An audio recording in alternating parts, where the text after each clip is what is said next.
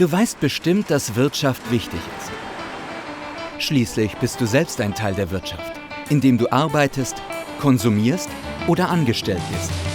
Und vor allem, du willst leben und zwar möglichst gut. Dafür braucht es die Wirtschaft. Heute haben aber immer mehr Menschen das Gefühl, dass da etwas nicht stimmt. Etwas Grundlegendes.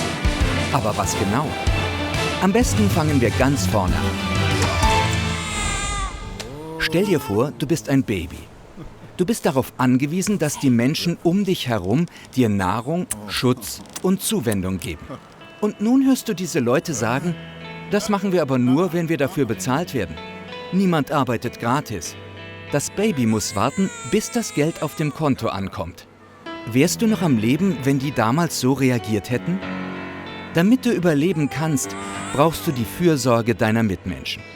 Und es geht ja nicht nur Babys so, sondern uns allen. Auch Erwachsene brauchen ständig Luft, Wasser, Tiere und Pflanzen. Wir alle sind darauf angewiesen, dass andere für uns sorgen.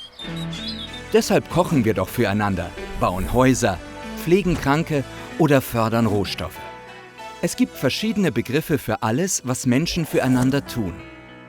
Beispielsweise nennt man es Care. Care ist Englisch und bedeutet füreinander sorgen. Oder man nennt es Wirtschaft.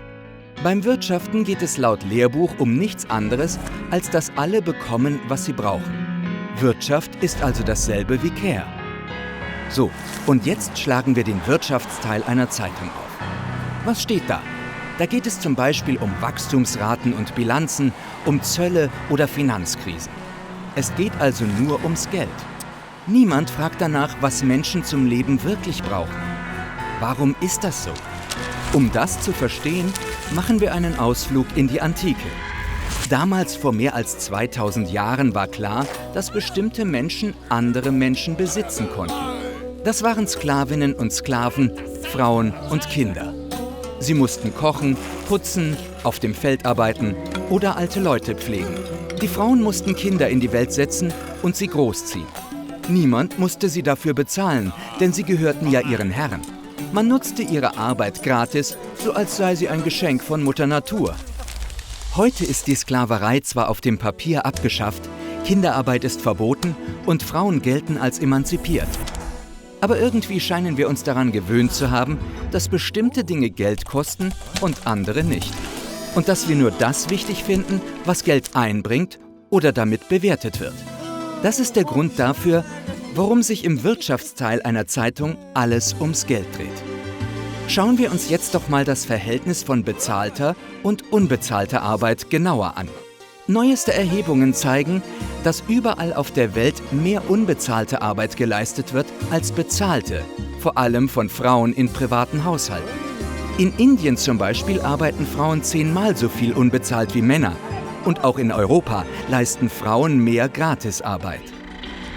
Es sind also vor allem Frauen und immer mehr auch Migrantinnen und Migranten, die gratis oder schlecht bezahlt arbeiten. Dabei handelt es sich zum großen Teil um lebenswichtige Tätigkeiten. Man nennt diese Tätigkeiten auch Care-Arbeit. Care-Arbeit? Aber haben wir nicht festgestellt, dass Care dasselbe ist wie Wirtschaft? Und trotzdem findet Care keine Beachtung? Eines ist sicher, ohne Care-Arbeit könnten Babys nicht überleben. Aber auch Erwachsene und vor allem ältere Menschen sind auf die Sorge anderer angewiesen. Sind wir aber auch auf all das angewiesen, was rund um die Welt gekauft und verkauft wird? Jedes Jahr ein neues Smartphone, ein Sportwagen mit viel zu vielen PS oder jährlich neue Mode. Befriedigen diese Dinge echte Bedürfnisse?